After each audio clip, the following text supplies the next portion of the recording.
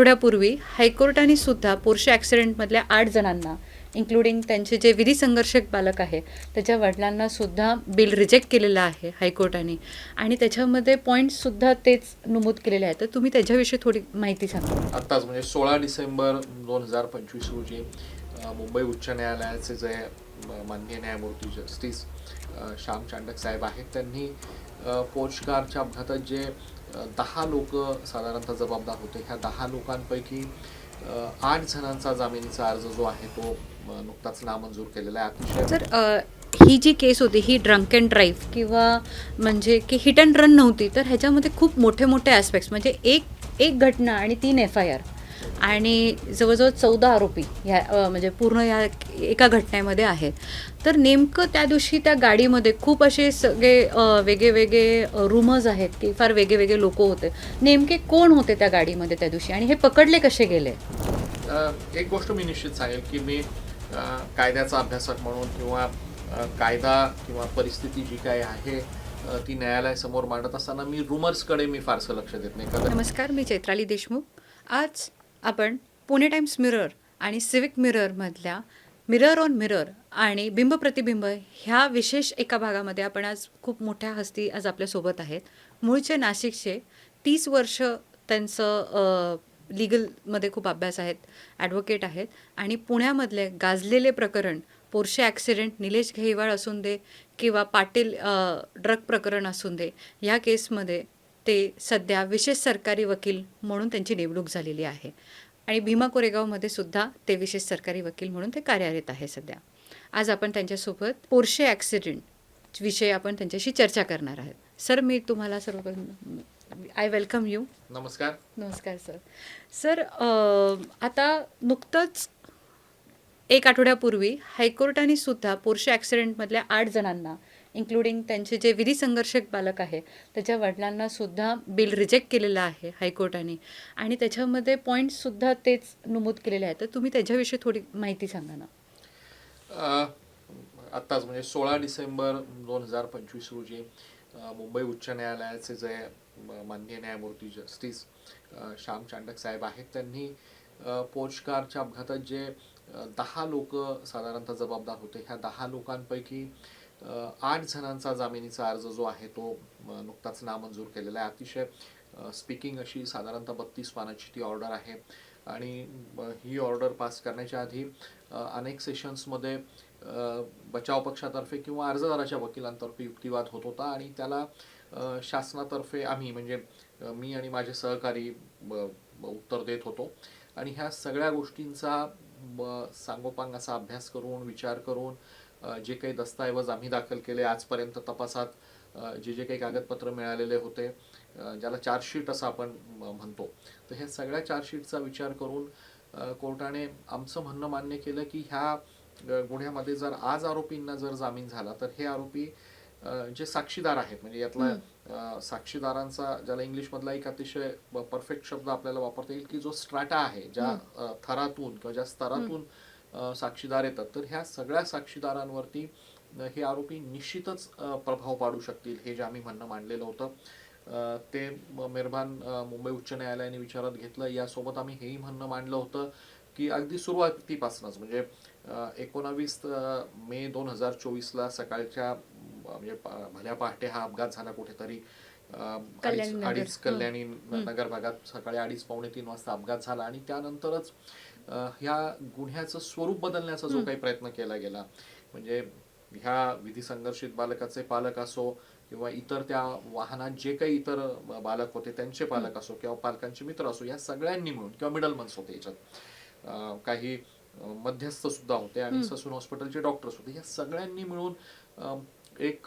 कटाच्या स्वरूपात एकत्र येऊन संपूर्ण पुरावाच बदलायचा जो काही प्रयत्न केला तर ह्या सगळ्या गोष्टी अतिशय सबळपणे त्याला एक आधार असलेल्या मुद्द्यांसह आम्ही उच्च न्यायालयात मांडल्या आणि उच्च न्यायालयाने ह्या सगळ्या गोष्टींचा विचार करून प्रायमा फेसी आपण केस मेड आउट केलेली आहे किंवा आरोपींच्या विरुद्ध प्रथमदर्शनी येता अतिशय गंभीर स्वरूपाचा गुन्हा घडल्याचं दिसतंय तसा पुरावा आहे असं सगळं गृहीत धरून ह्या सगळ्या गोष्टींचा विचार करून ह्या आरोपींचे जामिनीचे अर्ज नामंजूर केलेले. त्यामुळे त्यांना आता पर्याय एकच आहे की एक तर पुण्यात ट्रायलला तोंड देणं, खटल्याला तोंड देणं किंवा सर्वोच्च न्यायालयात जाऊन जामीनसाठी प्रयत्न करणं हा त्यांच्याकडचा एक पर्याय उरलेला आहे. पण ते सर्वोच्च न्यायालयात गेले तरी देखील शासनाच्या वतीनं आम्ही त्या जामीन अर्जाला विरोध मात्र निश्चित करणार आहोत. सर, ही जी केस होती ही ड्रंक अँड ड्राईव्ह किंवा म्हणजे की हिट अँड रन नव्हती, तर ह्याच्यामध्ये खूप मोठे मोठे ॲस्पेक्ट्स म्हणजे एक एक घटना आणि 3 FIR आणि जवळजवळ 14 आरोपी ह्या म्हणजे पूर्ण ह्या एका घटनेमध्ये आहेत. तर नेमकं त्या दिवशी त्या गाडीमध्ये खूप असे सगळे वेगळे वेगळे रूमर्स आहेत की फार वेगळे वेगळे लोक होते. नेमके कोण होते त्या गाडीमध्ये त्या दिवशी आणि हे पकडले कसे गेले? एक गोष्ट मी निश्चित सांगेल की मी कायद्याचा अभ्यासक म्हणून किंवा कायदा किंवा परिस्थिती जी काय आहे ती न्यायालयासमोर मांडत असताना मी रुमर्सकडे मी फारसं लक्ष देत नाही. कदाचित माझे कान त्या बाबतीत पूर्णपणे बंद असतात. मी अफवांवरती मुळीच लक्ष देत नाही. त्यामुळे माझ्याकडे आलेलं जे दोषारोपपत्र होतं ते दोषारोपपत्र हेच सांगतंय की ती जी काही पोर्श कार होती त्या पोर्श कारमध्ये वाहन चालवायला जो विधी संघर्षित बालक आहे तो होता, त्याच्या शेजारी त्याचा जो ड्रायव्हर आहे गंगाधर बसलेला होता आणि मागच्या सीट्सवरती त्याचे 3 मित्र होते. ओके. त्या 3 मित्रांमधले 2 जणांना जागेवरच लोकांनी पकडलं आणि एक मात्र पळून गेलेला पळून गेलेला होता, आहे. आदिल म्हणून. म्हणजे असे एकूण 5 लोक त्या वाहनात होते आणि हेच समोर आलेलं आहे. सर, ह्या केसमध्ये की एक म्हणजे गरिबांना कधीही न्याय मिळत नाही किंवा गरिबांनाच नेहमी न्यायव्यवस्थेमध्ये उभं केलं जातं. पण ह्या केसनी पूर्ण बदललेलं आहे स्वरूप. तर ह्या संदर्भात मला तुम्हाला विचारायचं होतं की हा एक ट्रिगर पॉईंट कसा काय धरला की हे जसे डॉक्टर्स इन्व्हॉल्व झाले, 2 डॉक्टर्स आणि पिऊन म्हणजे ससून हॉस्पिटलचा एकदम डायरेक्ट कनेक्ट निघायला लागला आणि ह्या केसनंतर ही सेकंड इन्सिडेंट होती. म्हणजे पाटील केस पण ड्रग पाटीलची केस पण तुमच्याकडे आहे, ललित पाटीलच्या केस पाटील होते, मध्ये विशेष सरकारी वकील. तर मग त्या संदर्भामध्ये पण ससून कनेक्शन होतं, ह्या केसमध्ये परत ससून. मग हे ट्रिगर पॉईंट कुठे झालं की हे कधी लक्षात आलं की मॅल प्रॅक्टिस आहे ह्या केसमध्ये? मुळात 19/5/2024 ज्या वेळेस म्हणजे सकाळच्या सुमाराला साधारणतः 10:30 ते 12:30च्या दरम्यान हे जे विधी संघर्षित बालक जो होता त्याबरोबर त्याचा ड्रायव्हर होता, त्याचे जे 2 मित्र गाडीत बसलेले होते, या सगळ्यांना वैद्यकीय तपासणीसाठी ससूनच्या कॅज्युअल्टी वॉर्डात आणलं गेलं आणि कॅज्युअल्टी वॉर्डात यांची तपासणी केली गेली. त्याच्या संदर्भातले जे MLC पेपर्स निघालेले होते त्या सगळ्याच MLC पेपर्समध्ये म्हणजे त्याचा ड्रायव्हर असेल गंगाधर किंवा हा विधी संघर्षित बालक असेल किंवा त्याचे 2 मित्र असेल ज्यांचं मेडिकल केली गेलेली होती, वैद्यकीय तपासणी केली गेली, ह्या संपूर्ण वैद्यकीय तपासणीत जे काही अहवाल तयार केले गेलेले होते तत्कालीन डॉक्टरांनी, जे त्यातले हळणोर हे आज आरोपी आहेत, ज्यांचा जामीन अर्ज देखील नामंजूर केलेला आहे, यांनी तो वैद्यकीय अहवाल तयार करताना ज्याला इंग्लिशमध्ये क्लीन शीट असं म्हणता येईल किंवा पूर्णपणे त्या विधी संघर्षित बालक आणि त्याच्या मित्रांच्या बाजूचा अहवाल दिला होता की ते दारू प्यायलेले नाहीयेत, त्यांचं बोलणं अतिशय योग्य आहे, प्युपिल्स कुठेही डायलेटेड नाहीयेत, त्यांचं वागणं एक संघ आहे, म्हणजे जे काही किंवा नॉर्मल आहे, म्हणजे वैद्यकीय चाचण्या किंवा निकष जे असतात ते सगळेच निकष या पद्धतीनं त्यांनी त्याच्यात सेट केलेले होते किंवा दाखवलेले होते की यातला एकही मुलगा दारू प्यायलेला नाहीये. आणि हाच अहवाल किंवा ह्याच गोष्टींमुळे एक संशय पोलीस मशिनरीच्या मनात साहजिकच निर्माण झाला असण्याची शक्यता आहे. आणि मग अतिशय डेडिकेटेड पद्धतीनं पूर्णपणे लक्ष देऊन पुण्याचे कमिशनर ऑफ पोलीस आणि त्यांच्या टीमने जे काही नंतरच्या काळात जे काही सगळं इन्व्हेस्टिगेशन केलं त्याच्यातून फार मोठा कट किंवा मोठी कॉन्स्पिरसी उघडकीस आली की ज्याच्यात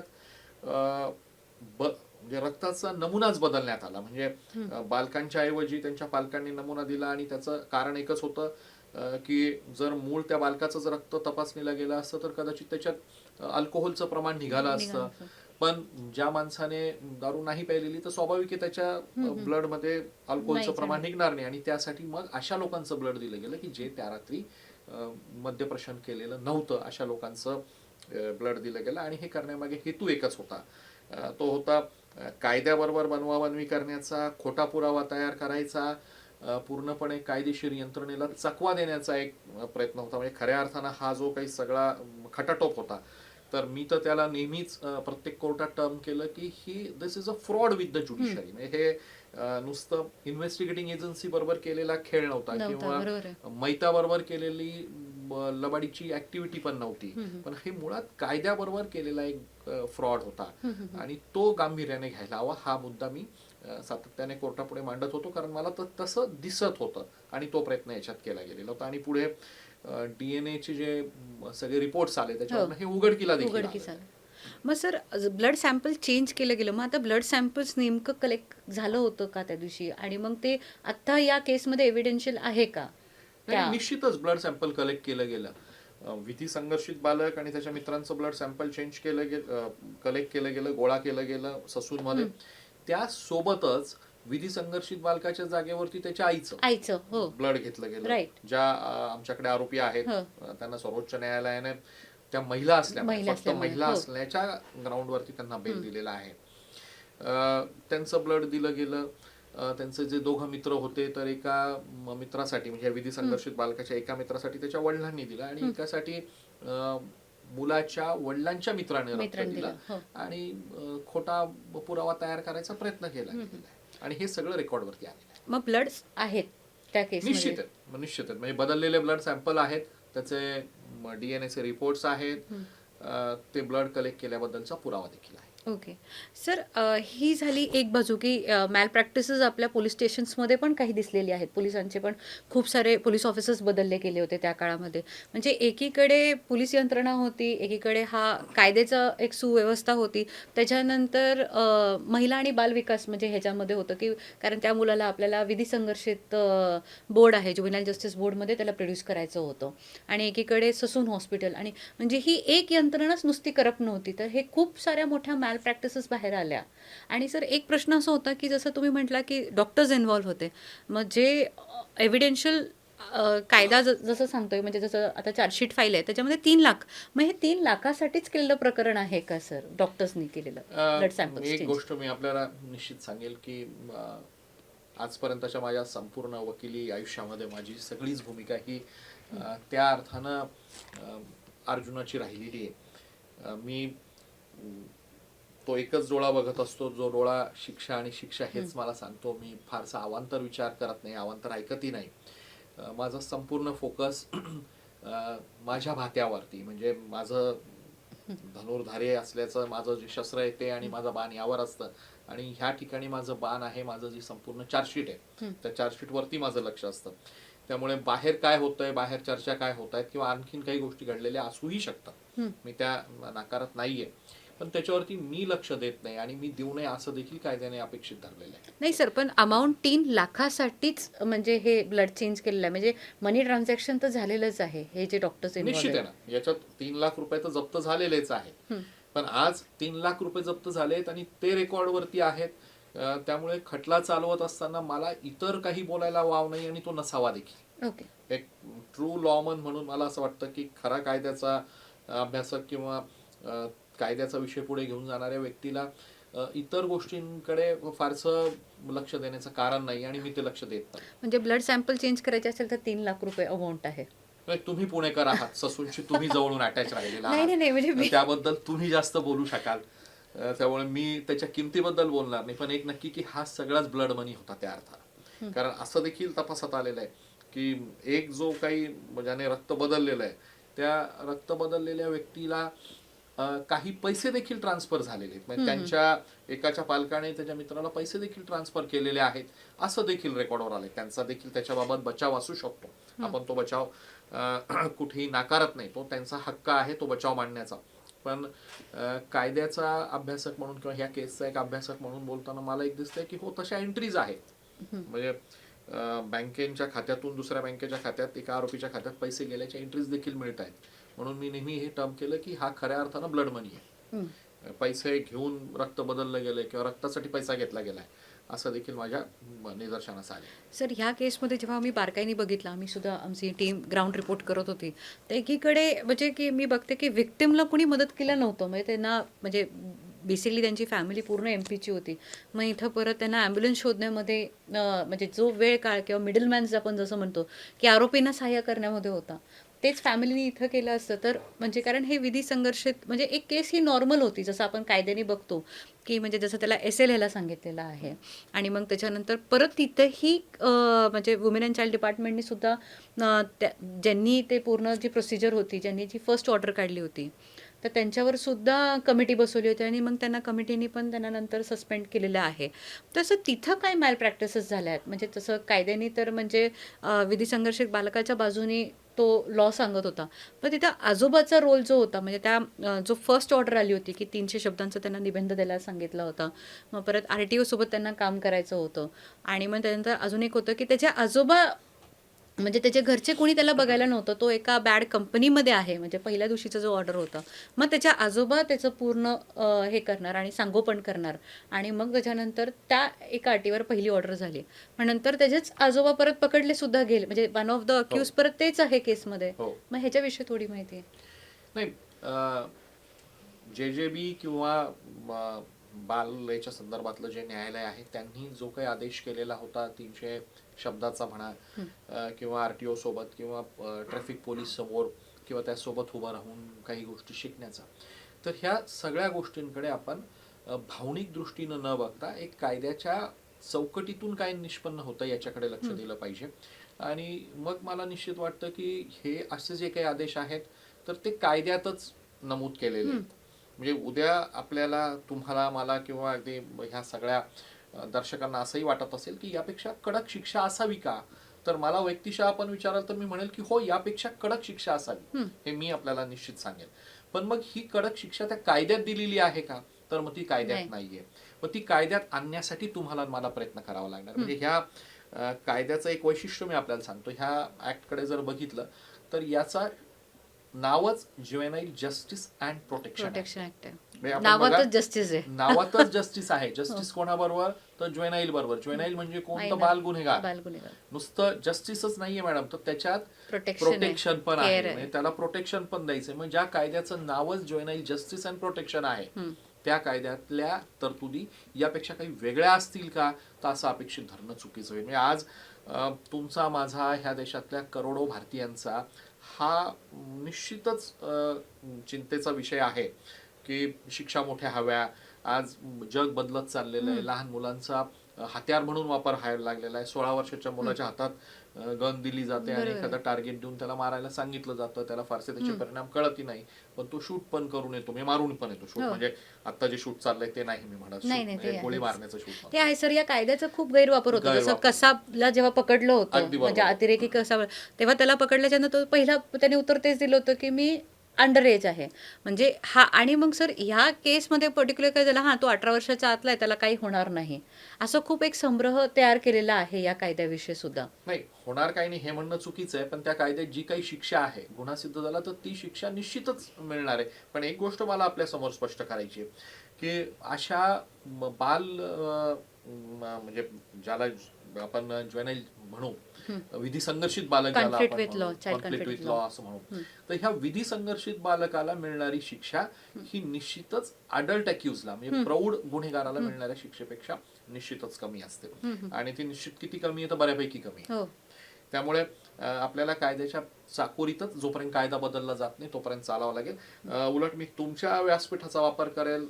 समस्त पुणेकरांना असं म्हणतात की भारतातले जे काही अतिशय जागृत असे शहर आहेत त्यातलं पुणे एक आहे. म्हणजे तुमचं खरं तर मला कौतुक करावं असं वाटतं की काही प्रकरणं पुण्याच्या पत्रकारितेने, पुण्याच्या जनमानसांनी उचलून धरले म्हणून तडीला गेले. जसं पोस्टकारचं होतं, याच्यात देखील पुण्यातल्या पत्रकारांनी, पुण्यातल्या सामान्य जनतेने, विद्यार्थी वर्गाने अतिशय सजग अशी भूमिका घेतली.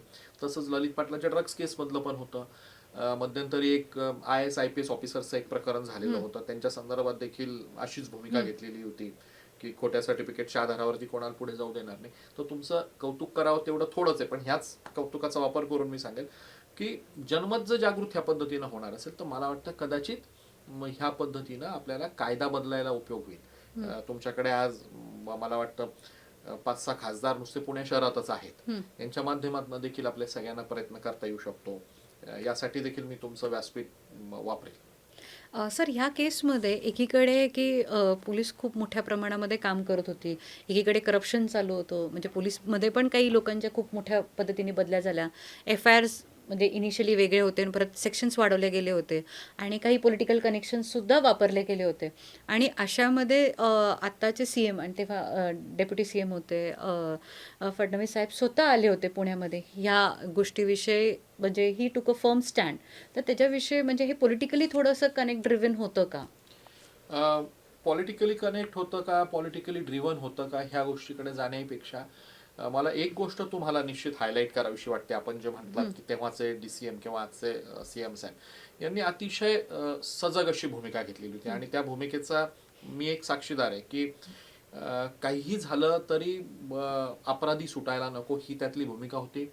ह्या संपूर्ण केसला अगदी प्रत्येकाचं मत होतं यात विशेष काय, ऍक्सिडेंट तर रोजच होतात, पण ज्यावेळेस हे आजच्या CM साहेबांच्या नजरेला आलं की कायद्याबरोबरच छेडछाड केली गेलेली किंवा कायदेशीर यंत्रणेलाच फसवण्याचा प्रकार केला गेला, त्यावेळेस अतिशय गांभीर्याने घेतलं गेलं. आणि यावरूनच हे दिसतंय की माझ्यासारख्या साधारणतः 300-400 किलोमीटरवरती राहणाऱ्या मालेगावातल्या एका वकिलाला इथं पाठवलं गेलं, विशेष सरकारी वकील म्हणून इथं पाठवलं गेलं. हे दिसतंय की पूर्ण शासन यंत्रणा म्हणजे तेव्हाचे माननीय उपमुख्यमंत्री किंवा आजच्या मुख्यमंत्र्यांच्या नेतृत्वाखालची ही अतिशय कडकपणे ह्या गोष्टीकडे पाहत होती. याच्यात न्याय व्हावा, ते जे 2 जीव गेले त्यांनाच नाही तर पण समाजाबरोबरच न्याय व्हावा ह्या दृष्टीनं सगळं पाहिलं गेलं. आणि सांगायला अगदी मला आनंद वाटतो की मी ज्या पोलीस खात्याच्या संपर्कात आलो ह्या गुन्ह्याच्या संदर्भात, म्हणजे 8 ऑगस्ट 2024ला माझी ह्या खटल्यात नेमणूक झाली, 9 तारखेला मी इथं हजर झालो ह्या केसमध्ये, तेव्हापासून जे काही सगळे अधिकारी मला याच्यात आले, म्हणजे पुण्याचे माननीय पोलीस कमिशनर असतील, ॲडिशनल कमिशनर असतील किंवा DCP क्राईम असतील किंवा माझ्याबरोबर असलेले ACP गणेश शिंदे आणि त्यांची टीम, हे सगळेच प्रचंड जागृत होते ह्या केसच्या संदर्भात, संवेदनशील होते. पुरावा गोळा करण्यात असो, पुराव्याची मांडणी करण्यासाठी मला मदत करण्यात असो, मला वाटतं कायद्याचं राज्य राहावं ह्या दृष्टीनंच माननीय उपमुख्यमंत्र्यांपासून शेवटच्या पोलीस अधिकाऱ्यापर्यंत, म्हणजे त्याच्यात पोलीस कमिशनर आले, त्यांचे सगळे सहकारी आले, ह्या प्रत्येकाने प्रयत्न केलेले आणि ते कौतुकास्पद आहे. सर, ह्याच्यामध्ये आता पुढे काय? कारण आम्ही बघतोय की डेट ऑन डेट चालू आहे सध्या. म्हणजे ते म्हणजे आपण जर का जुवेनाईल जस्टिस बोर्डमध्ये चालणारी या विधी संघर्षाची केस असून दे, म्हणजे खास त्यासाठी आता त्यांच्याकडे 3 मेंबर्सची टीम नाही, त्याचमुळे वुमेन अँड चाइल्ड डिपार्टमेंटने पण ती त्यांच्यावरती केस लावली होती आणि मग त्याच्यासाठी खास एक माणूस म्हणजे दुसऱ्या राज्यात म्हणजे स्टेटमधून येतो किंवा डिस्ट्रिक्टमधून येतो ह्या केससाठी हँडल करायला. मग त्यावर पण डेट ऑन डेट पडतं आणि CM स्वतः म्हटले होते की मी म्हणजे फास्ट ट्रॅक कोर्ट आणि लवकरात जलदरित्याने. मग कुठे थांबतंय आणि कुठे अडतंय सर आपण सगळं? यात 10 आरोपी आहेत, प्रत्येकाचे वकील वेगवेगळे आहेत. दोषारोप यांच्यावरती निश्चित व्हावा यासाठी आम्ही साधारणतः ऑक्टोबर 2024 मध्येच अर्ज दिलेले आहेत. कोर्टाने देखील अतिशय सजगतेने हे दोषारोप निश्चित व्हावे यासाठी प्रयत्न केलेले आहेत. माझा युक्तिवाद पूर्ण झाला आहे, बहुतांश आरोपींचा देखील युक्तिवाद पूर्ण झालेला आहे, पण एका आरोपीनं मुंबई उच्च न्यायालयात जाऊन स्थगिती घेऊन ठेवलेली आहे चार्ज फ्रेम होण्यासंदर्भातली. त्यांची काही मागणी की हे कागदपत्र आम्हाला मिळाले नाहीत, त्यांची असं मागणी आहे. उलट आमचं म्हणणं आहे की आम्ही सगळे कागदपत्र दिलेले आहेत आणि ज्या ज्या कागदपत्रांवर आम्ही विसंबून राहणार आहोत ते संपूर्ण कागदपत्र या आधीच दिले. नवीन काय असेल तर नवीन देखील देऊ, ज्याच्यावर आम्ही विसंबून राहू तर. पण तशी परिस्थिती नाही, ज्याच्यावर विसंबून राहणार आहोत ते सगळंच दिलं गेलेलं आहे. पण आता काही आरोपींना वेळ घेण्यात इंटरेस्ट असतो, केस लांबली तर आपल्याला बरं होईल अशी देखील काहींची धारणा असते आणि त्या धारणेतून अशा पद्धतीचे प्रयत्न होत असतात.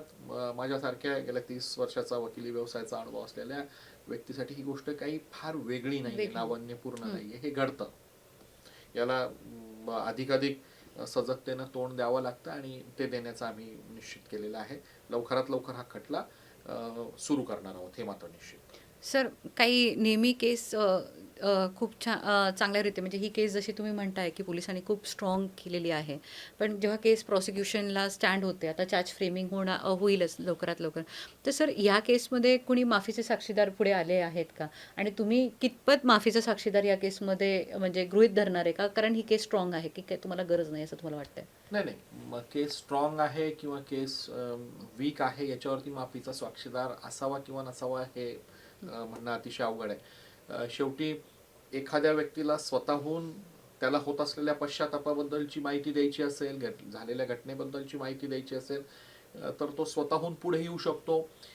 तपासात किंवा गुन्हा सिद्धतेला नेण्यासाठी ज्या ज्या गोष्टीचा उपयोग होईल तो करायचा आम्हाला मुभा आहेच. म्हणजे उद्या यात कुणीही व्यक्ती आली आणि म्हटली की मला यातलं सत्य तुम्हाला सांगायचं म्हणजे आरोपींपैकी, तर त्याचं स्वागतच आहे. म्हणजे त्याने येऊ नये असं आमचं काही म्हणणंच नाहीये.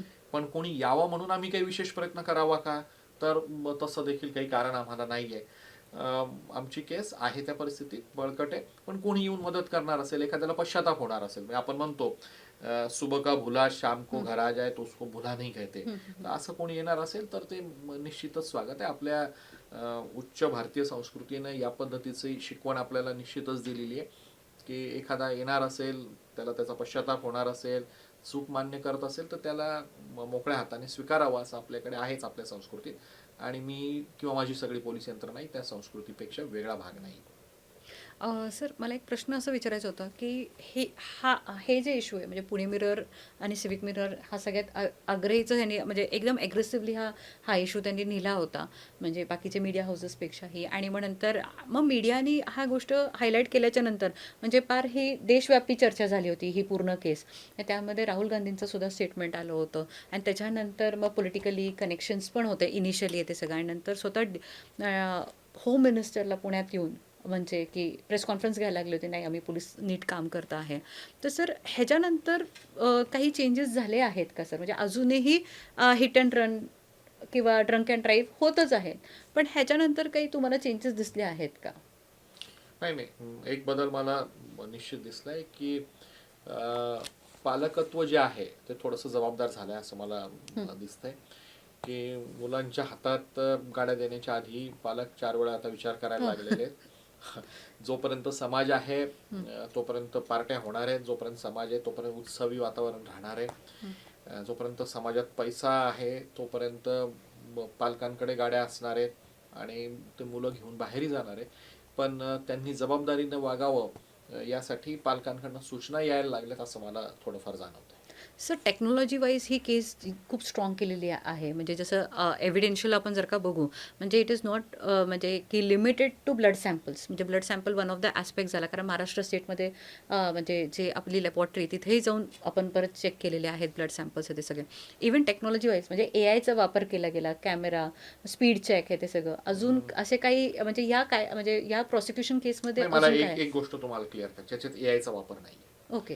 यायचा नाहीये, पण इतर अनेक टेक्नॉलॉजिकली जे काही इव्हिडन्सेस उपलब्ध होते, म्हणजे सीसीटीव्ही होती, सीसीटीव्ही आहे, सीसीटीव्ही मध्ये फेस मॅचिंगचा जो फॅसिलिटी असते, म्हणजे एखाद्या आरोपीचा चेहऱ्याचा फोटो घेऊन हा आरोपी ह्या गुन्ह्यात दिसतोय का सीसीटीव्ही मध्ये, तर त्याचा वापर करण्यात आलेला आहे, ते रेकॉर्डवरती आलेला आहे. फोरेन्सिकचा अतिशय स्ट्रॉंग असा एव्हिडन्स आहे. वाहनाचा अपघात होत असताना वेग किती होता, त्याचा इम्पॅक्ट किती आलेला आहे, किती किलो मास इफेक्ट झालेला आहे, याच्या संदर्भातला अभ्यास रेकॉर्डवरती आलेला आहे. डमीजवरती ह्या वेगाने जर गाडी आदळली तर काय होऊ शकतं याच्याबद्दलचा इंडिपेंडंट एव्हिडन्स देखील कोर्टाच्या समोर आपण आणलेला आहे. याशिवाय जे पोस्टमॉर्टम रिपोर्ट्स आहेत त्यातले अनेक गोष्टी आहेत ज्या आपल्याला कोर्टापुढे मांडायच्या आहेत. आणि असा सगळाच अभ्यास आलेला आहे. कॉल रेकॉर्ड्स आहेत, CDR SDRs आहेत, आरोपी एका टॉवरमध्ये होते हे देखील दिसतंय, एका वेळेस एकाच जागेत उपस्थित होते हे देखील दिसतंय. या सगळ्या गोष्टी त्या अर्थानं तंत्रज्ञानाचा पुरेपूर वापर करून रेकॉर्डवरती आणल्या गेलेल्या आहेत. सर हे एवढ्या मोठ्या प्रमाणामध्ये केलेलं आहे, तर हे फक्त एक म्हणजे एका मुलाला वाचवण्याचा एक बापाची कळवळ होती का? त्याच्या मागे पैसा का पॉलिटिक्स होतं?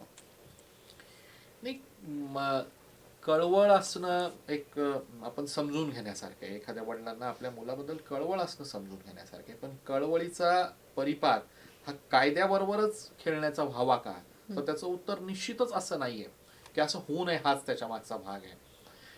राहता राहिला पैशाचा विषय, तर 3 लाख रुपये आमच्या समोर आलेलेच आहेत.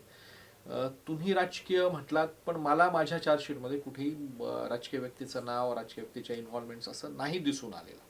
आणि असतं तर मी अगदी मोकळेपणे तुमच्या पुढे बोललो असतो की हो हे असं आहे, तर ते मी बोललोही असतो, पण ते तसं नाहीये.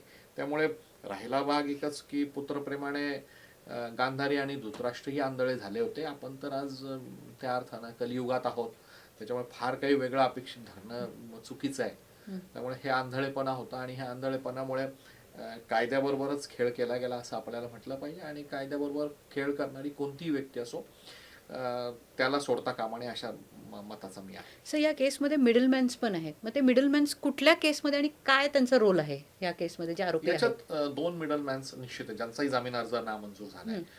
ह्या मिडलमॅन्सने विधी संघर्षित मुलाचे पालक, इतर मुलांचे पालक यांच्यामध्ये आणि ससून हॉस्पिटलच्या ज्या अथॉरिटीज नेक्सस होत्या हां यांच्यामध्ये मध्यस्थाचं काम केलेलं आहे. पैशाचं हस्तांतरण केलेलं आहे. पैशाच्या हस्तांतरणाच्या बदल्यात अपेक्षित असे निर्णय निकाल मिळवलेले आहेत. रक्ताच्या संदर्भातले सीसीटीव्हीत दिसतंय ससून हॉस्पिटलमध्ये सारखं सकाळच्या वेळेस या मुलांबरोबर त्यांच्या पालकांबरोबर रक्त देण्यासाठी, रक्ताचे नमुने बदलण्यासाठी ये जा करतायत. हे सगळंच सीसीटीव्हीत दिसतंय. मग सर हे मिडलमॅन नेमकं कोण आहे आणि हे कसे काय संपर्कात आलेत? म्हणजे हे त्यांचं ते त्याच एरियात राहतात का ते म्हणजे काही केसमध्ये असेल ना? हे दोन आहेत. एकाचं नाव आहे अशफाक अशफाक. मकानदार आणि दुसरा आहे अमर गायकवाड. हे कुठेतरी येरवडा परिसरात राहतात असं दिसतंय. आणि हे घटनास्थळी अपघात झाल्यानंतर साधारणतः 5:15 वाजेपासून उपस्थित होते. हे रेकॉर्डवरती आलेलंच आहे. ओके. सर तुमची सध्या नेमणूक विशेष सरकारी वकील म्हणून निलेश गहिवाळ या प्रकरण झालेले आहे. तर निलेश गहिवाळच्या म्हणजे नोटोरियस जे गँगस्टर आहेत आणि मग नंतर आता तर त्यांच्याविषयी तर काही जास्त म्हणजे ती एक केस झाली आणि त्याच्यानंतर परत म्हणजे ती केस की कोथरूड परिसरामध्ये काहीतरी ओपन फायरिंग केलं आणि त्यानंतर मग ते परत त्यांच्यावर केस फाईल झाली आणि मग नंतर परत ते आता मिसिंग आहेत. म्हणजे आता सध्या तर त्यांना फरार आहे, थोडक्यात फरार आहेत. ते लुकआउट नोटीस तर काढली आहे पोलिसांनी ते सगळं. आणि ते त्यांच्या आईंचं असं म्हणणं आहे की ते इलेक्शनला थांबणार होते म्हणून हे सगळं केलेलं आहे. तर त्यामध्ये तुमची सरकारी वकील म्हणून नेमणूक झाली तर त्याविषयी थोडं सांगा ना सर. निलेश घायवळ प्रकरण जे आहे तर ते हे कोथरूड पोलीस स्टेशनमध्ये वेगवेगळे गुन्हे दाखल आहेत आणि त्याच्या संदर्भात MCOC देखील आता लावण्यात आलेला आहे. नुकतीच म्हणजे एक साधारणतः 5-6 दिवसापूर्वी माझी ह्या खटल्यावरती नेमणूक झालेली आहे. सगळ्या कागदपत्रांचा मी अभ्यास करतोय आणि एक निश्चित आहे की पुण्याचं समाजमन, पुण्याचं समाजपुरुष जर स्वस्थ राहायचं असेल तर समाजातली गुंडगिरी ही काहीही करता चालू देता कामा नये आणि ह्याच धारणेतून पुणे पोलीस काम करत आहे असं मला वाटतंय आणि त्यामुळेच माझ्यासारख्याला ही केस हाताळण्यासाठी बोलवलं गेलेलं आहे. कारण समाज जर स्वस्थ ठेवायचा असेल तर गुंडगिरी थांबवली पाहिजे, गुंडगिरीला कुठेतरी आळा घातला पाहिजे आणि तो आळा परिणामकारक घालायचा असेल तर पोलीस यंत्रणेची जशी गरज आहे तसे आमच्यासारख्या वकिलांची देखील गरज आहे आणि त्या गरजेतून मला वाटतं की हा सगळा ही केस पुढे जाईल असं मला येणाऱ्या दिवसांमध्ये दिसतंय. त्यांच्या आईंनी काय ॲलिगेशन्स केले हे माझ्या वाचनात आलेले नाही आहेत आणि ॲलिगेशन्स केलेही असतील तर ते राजकीय स्वरूपाचे आहेत. राजकीय स्वरूपाच्या ॲलिगेशन्सला अनफाउंडेड असं म्हटलं जातं की it has no support at all. मग अशा ज्या गोष्टीला सपोर्ट नाही आहे त्या गोष्टीबद्दल फारसं भाष्य करणं योग्य होणार नाही असं मला वाटतं. सर मला पोर्शेविषयी परत मी येते. सर मला एक तुम्हाला विचारायचं आहे की आता परत आपण एक ॲप्लिकेशन केलं आहे की हा जो विधी संघर्षित बालक आहे to be tried as an adult केलेला आहे करेक्ट. आणि तुम्ही एकीकडे म्हणताय की त्यामध्ये 3 वर्ष शिक्षा आहे. तर तुम्ही हा म्हणजे पोलिसांनी किंवा तुम्ही असं का डिसिजन घेतलं की to be tried as an adult म्हणजे त्याचा role to be tried as an adult कसा आहे या केसमध्ये? मुळात कायद्यात एक हिनियस असा एक शब्द वापरला गेला. त्या हिनियस शब्दाचं वेगवेगळ्या जागेवर वेगवेगळं इंटरप्रिटेशन झालेलं आहे. काही इंटरप्रिटेशन असंही सांगतंय की जो गुन्हा गंभीर स्वरूपाचा असेल त्याला हिनियस म्हटलं पाहिजे. मग 2 मुलं किंवा 2 तरुण जीव चिरडून मारले जातात, मग हा हिनियस नाहीये का, हे गंभीर नाहीये का? एखाद्या कायद्यात म्हटलं असेल की नाही हा गंभीर नाही कारण त्यातली शिक्षा एवढीच आहे किंवा एका विशिष्ट लिमिट पर्यंतच आहे असं साधारणतः म्हणण्याचा रोख असू शकतो. पण कुठेतरी कायदा सेट झाला पाहिजे, कुठेतरी वेगवेगळे पर्स्पेक्टिव्ह झाले पाहिजे, समाजात या संदर्भातल्या चर्चा झाल्या पाहिजेत असं स्वतःचं माझं मत आहे आणि त्या भूमिकेतून आम्ही या संदर्भातली दाद मागितली आणि मला खात्री आहे की आमच्या बाजूनं याच्यात आज ना उद्या निकाल होईल. मग to be tried as an adult म्हणून मग ती जी केस आहे ती ज्युव्हेनाईल जस्टिस बोर्ड पुढे नसेल आणि ती दुसरीकडे असेल कसं आहे? ती अडल्ट सिस्टीमकडे ट्रायल होणार. ओके. आणि सर कधी लागेल निकाल पोर्शेचा? एकच सांगतो लवकरात लवकर लागेल म्हणजे तारीख पे तारीख नाही होगी. अच्छा. आणि सर मला तुम्हाला एक प्रश्न विचारायचा आहे की भीमा कोरेगाव जे प्रकरण होतं त्याच्यामध्ये स्लीपर सेल आणि परत त्याच्यामध्येही खूप मोठमोठे हस्ती म्हणजे अर्बन नक्षलाइट्स जे असतात आणि त्या मोठ्या प्रमाणामध्ये पुणे पोलिसांनी तेव्हाही काम बघितलं होतं आणि त्याच्यामध्ये तुम्ही 2018 पासून तुम्ही त्या केसवर तुम्ही पोलिसांच्या वतीने म्हणजे सरकारच्या वतीने तुम्ही स्पेशल पब्लिक प्रॉसिक्युटर त्या केसमध्ये आहात. बरोबर. तर सर मला तुम्हाला त्याच्याविषयी एक विचारायचं होतं की त्यावेळेसच्या सरकारची जी भूमिका होती आणि तेव्हा जे पोलिसांनी एग्रेसिव्हली लोक पकडले होते म्हणजे त्यांचे नावं आणि त्यांचे जे प्रोफाईल्स होते ते वर बिग नेम्स आणि मग त्यांचे इनिशियली बेल रिजेक्ट होत होते. पण जसं गव्हर्नमेंट बदललं त्यांचे त्यांना बेल मिळाले आणि मग ते आता आउट आहे आणि त्या केसविषयी आता कुठेच आपण बोललं जात नाही आहे आणि आता परत त्याला त्या केसला एक्सटेन्शन पण मिळालेलं आहे. तर या संदर्भात मला तुमचं बोलायचं आहे. मुळात 1 जानेवारी 2018ला जी काही घटना घडलेली होती कोरेगाव आणि परिसरात, तर त्या घटनेचे फक्त एक पैलू होता असं नाहीये. त्या घटनेला अनेक वेगवेगळे पैलू होते. दोन समाजांमध्ये पद्धतशीरपणे अविश्वास निर्माण केला गेलेला होता. काही मॉन्युमेंटचा वापर करून अपप्रचार केला गेलेला होता. ह्या अपप्रचाराच्या मागे काही राजकीय भूमिका होत्या का याचा देखील एक मोठा अभ्यासाचा विषय आहे. हे होत असतानाच 31 डिसेंबर 2017 रोजी पुण्यात एक एल्गार नावाची परिषद झालेली होती. ही परिषद व्हावी, त्या परिषदेला अधिकाधिक लोकांनी यावं यासाठी काही विशिष्ट संघटनांनी, त्यात काही बॅन ऑर्गनायझेशन्स पण आहेत, यांनी मोबिलायझेशन केलेलं होतं. म्हणजे Khairlanji to Koregaon Bhima to Pune, Satara to Pune किंवा येवला टू पुणे अशा पद्धतीचे वेगवेगळे मोबिलायझेशन केलं गेलेलं होतं. आणि एक गोष्ट निश्चित सांगतो की कोणतंही मोबिलायझेशन हे सहजासहजी होत नसतं. त्याच्या मागे विशिष्ट अशी आयडिओलॉजी लागते, प्रयत्न लागतात, पैसा लागतो. ह्या सगळ्या गोष्टी कुठून आल्या होत्या हा तपासाचा भाग होता. एक बोर्ड वडू जे छत्रपती संभाजी महाराजांचं समाधी स्थळ आहे त्या वडू गावात 27 तारखेला एक बोर्ड लागला होता. त्या बोर्डामध्ये काही प्रक्षोभक असं मटेरियल होतं जे स्थानिकांना मान्य नव्हतं. ज्यांनी बोर्ड लावला त्यातले काही लोक एल्गारचे आयोजक देखील होते. मग यातलं काही कुठे सांगड आहे का, हा एक अभ्यासाचा विषय होता. हे करत असताना पोलिसांचा बंदोबस्त कुठे कमी पडला होता का, हा एक चौकशी आयोगापुढचा उल्लेख आहे. याच्या मागे कोणत्या संघटना आहेत हा देखील चौकशीचा याचा अँगल आहे. तर ह्या सगळ्या गोष्टींचा जर आपण सविस्तर शांततेत असा आणि प्लस त्याच्यामध्ये शनिवार वाडाच जो स्पॉट जागा निवडली गेलेली होती, ह्या सगळ्या गोष्टीचा जर आपण विचार केला तर निश्चितच लक्षात येतं की काहीतरी मोठ्या षडयंत्राचा हा भाग होता.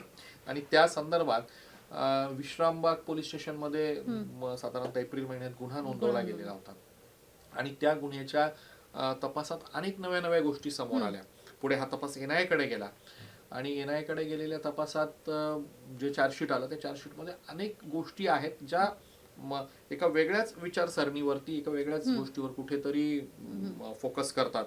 आणि अर्बन नक्सल किंवा ह्या ज्या काही संज्ञा आज आपण बघतोय त्या काही चुकीच्या नाहीयेत. हे प्रकरण आहेत असं निश्चित जाणवतंय की ज्यांना समाजामध्ये अस्वस्थता आणायची. घटनेचे शिल्पकार डॉक्टर बाबासाहेब आंबेडकरांनी आपल्याला जे काही शिकवलेलं आहे की लोकशाही सर्वोच्च आहे, बरोबर, सत्ता ही लोकशाही मार्गानेच मिळवता आली पाहिजे, याबद्दल आपण आपल्या घटनेनं दिलेलं होतं. इथं मात्र पूर्णपणे वेगळी फिलॉसॉफी मांडली जाते की पॉवर थ्रू बुलेट हा एक हे मांडला जातो. म्हणजे सत्ता ही बुलेटच्या माध्यमातून मिळवायची, बॅलेटच्या नाही. तर ह्या अशा गोष्टी देशाच्या दृष्टीनं अतिशय विघातक अशा आहेत.